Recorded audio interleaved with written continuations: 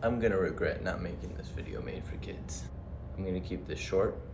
I'm gonna keep this bitter.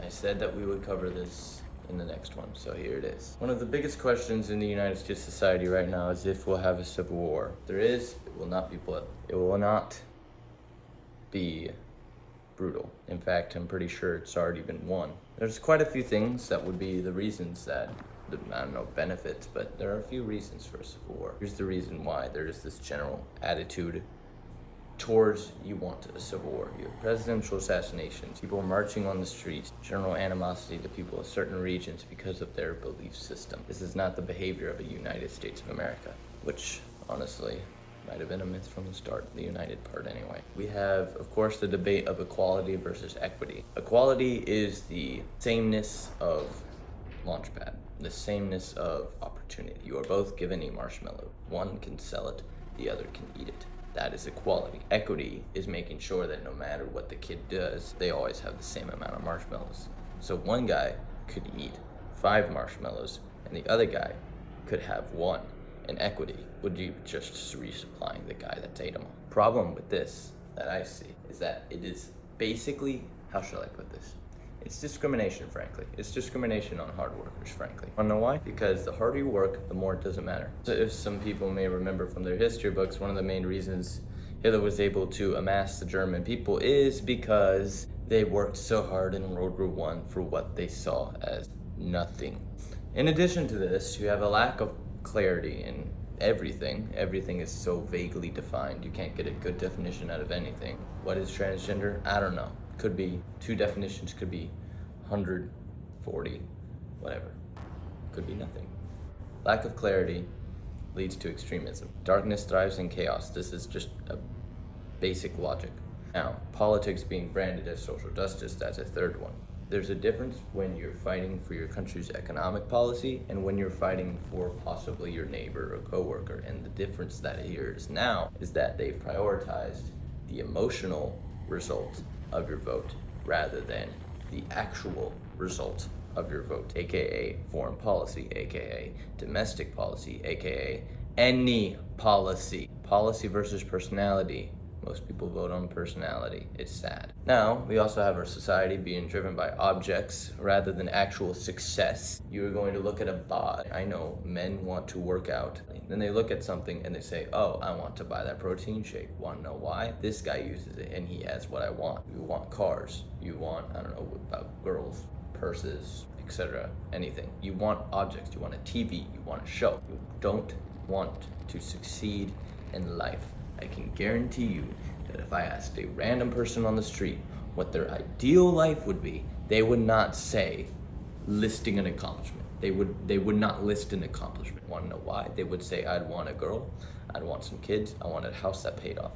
That's not bad, but it tells you where the focus is. Objects. In addition to this, we have too much empathy here. It might sound great if you're from Europe, great if you're from China. There is such thing as too much. Want to know why? If you keep feeling other people's feelings, you don't have any of your own. If you prioritize other people's feelings, then 1, yourself, and 2, God, if you're a believer. If that's your priority, if that's the way that you feel loved, then you have a problem. Wanna know why? Because people come and go. Just that simple. Just people come and go. In addition to that, we have individualism, caring only about ourselves, which is ironically enough the opposite of too much empathy. And ironically enough, most Americans have both. Why didn't you do that? Well, I was tired. Congrats, you're tired. I don't care.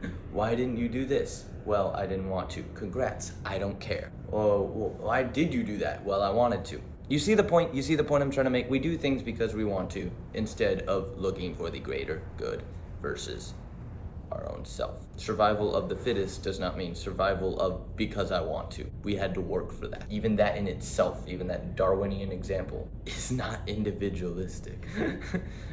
Individualism is just essentially being a brat in a worldview scale. It's really stupid. It really is. Individualism.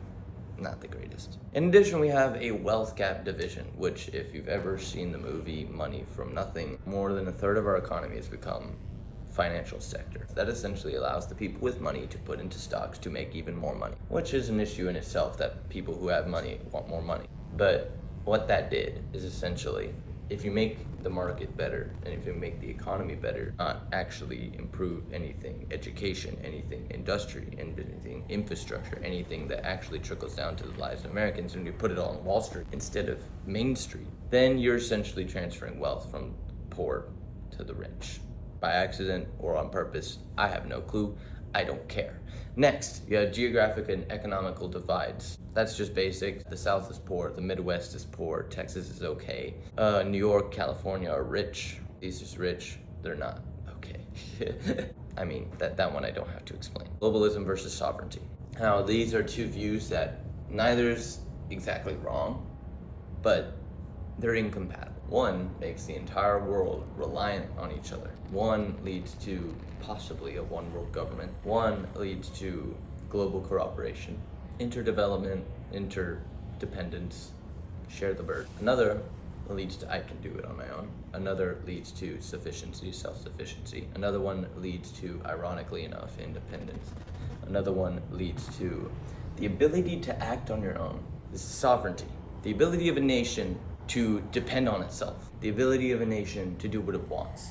The ability of a nation to strike out on its own. The ability of a people to be united, and versus the ability of the globe to be united. What's the possibility of either? Honestly, both of them pretty unlikely. However, we are on a globalism track, and if you are a Christian, if you're not a Christian, you can skip past this part, but if you are a Christian, Revelations talks about one world government. It also talks about all of the nations, plural, bowing the knee to the Lamb. So there will be multiple nations in heaven. So if you are a Christian, I would suggest to avoid anything globalist.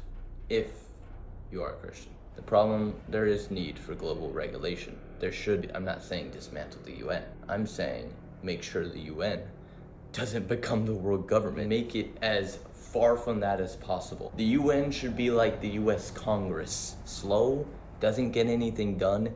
Everybody has a say. It should not be the executive power, because the problem is, if the UN has enough power to enforce its decisions, that becomes the problem. Now, another problem is tradition versus inclusivity. You may have already heard about the Muslim town in the US that's banned LGBTQ. I don't have an opinion on that, so I don't care. What I do care about is the fact that that is now possible, because we do allow freedom of religion. However, for some reason, there's nothing in the Constitution about freedom of gender. Frankly, when the founders wrote that, I'm not sure that was a big thing. I mean, what? The problem is now is that if we stand for everything, we can't stand for anything. That really does become the problem. We shouldn't go to every war we're invited to, and as a Christian and as people in general, we should not do that. That's not just a foreign policy thing. We don't have to get into every single fight. Basic life lesson. Now, another last one is, in our striving for social justice and fairness, who gets to decide what is fair? It's a basic question. I want you to think about that. Who's deciding what is fair? You'd say we'd vote on who's deciding in our election. So you're going to trust the people of America to decide what is fair for everyone. What? Have we ever been right about anything? Frankly, America? Have we? Other than like the first 2 years? Lastly, racism is not gone. You're still watching the video. Because it is here. It is here. It's just turned around now. And it will get worse. It's like racism just went whites versus blacks.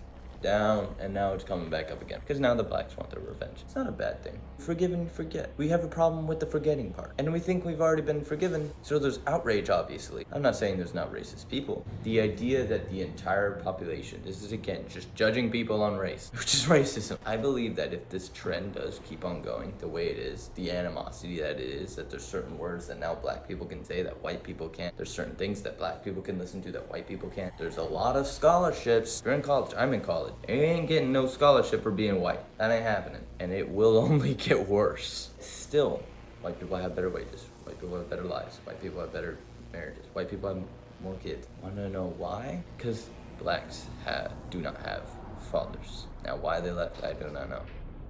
But they are leaving. And this is, I think, the main problem with America. We like to focus on why a problem happened instead of fixing it.